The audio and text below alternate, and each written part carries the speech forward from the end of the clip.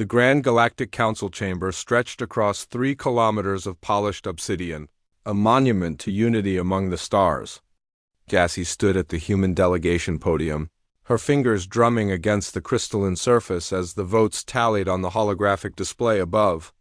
Beside her, Daniel leaned back in his chair, arms crossed, watching the spectacle with the detached amusement of someone who'd already seen how this would end. Motion 7 Alpha 9, complete trade embargo and diplomatic severance with Sol System. Civilization? Effective immediately, announced Counselor Vexler, his 7 eyes blinking in sequence. All in favor? The chamber erupted in a cascade of affirmative signals, bioluminescent flashes, harmonic tones, pheromone bursts.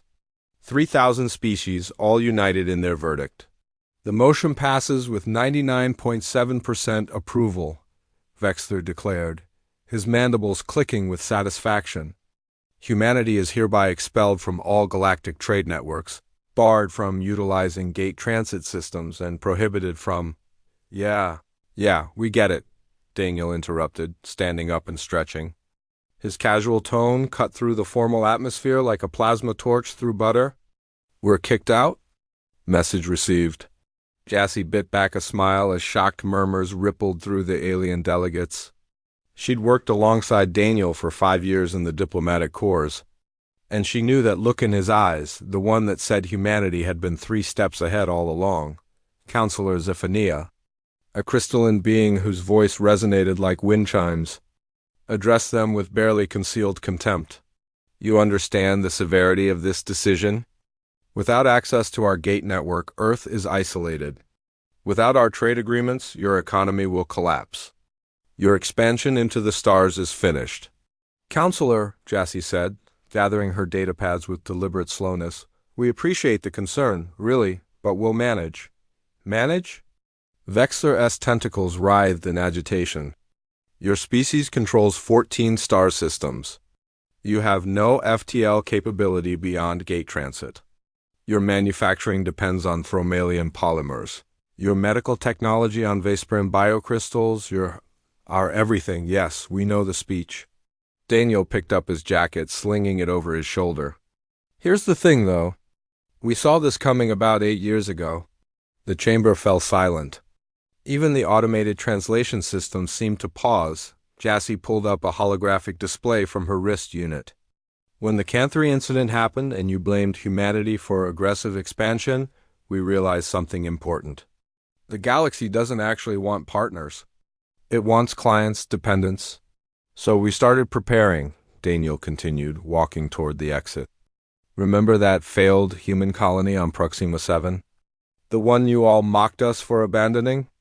Counselor Mreth, a towering insectoid, clicked skeptically. The mining disaster. What of it? Wasn't a mining colony, Jassy said, following Daniel. It was a research station. And it didn't fail? We just stopped talking about what we found there. She expanded the hologram. Chemical formulas, energy signatures, manufacturing blueprints cascaded through the air. Turns out, when you strip away all the convenient dependencies you've built into galactic trade, the universe is full of alternatives. Thromalian polymers? We synthesized them from asteroid minerals 3 years ago. Vesperin biocrystals? Cute, but we've been growing better ones in Zero-G Labs since 2247. Impossible. Zephaniah's crystalline form seemed to darken. Your economic models assumed we'd keep playing by your rules, Daniel said. That we'd be good little newcomers, grateful for scraps from the galactic table. But here's what you never understood about humanity. We don't do well with gatekeepers. Jassy brought up another display. While you were congratulating yourselves on keeping us dependent, we were reverse engineering everything. Every technology you generously licensed to us, we took apart, improved, and made our own. That gate network you're so proud of? 5 days ago, our ship Defiant completed a successful test of human-designed FTL. No gates needed. The chamber erupted in chaos. Delegates surged from their seats, their various forms of outrage filling the air with a cacophony of sound and light. You're bluffing, Vexler said.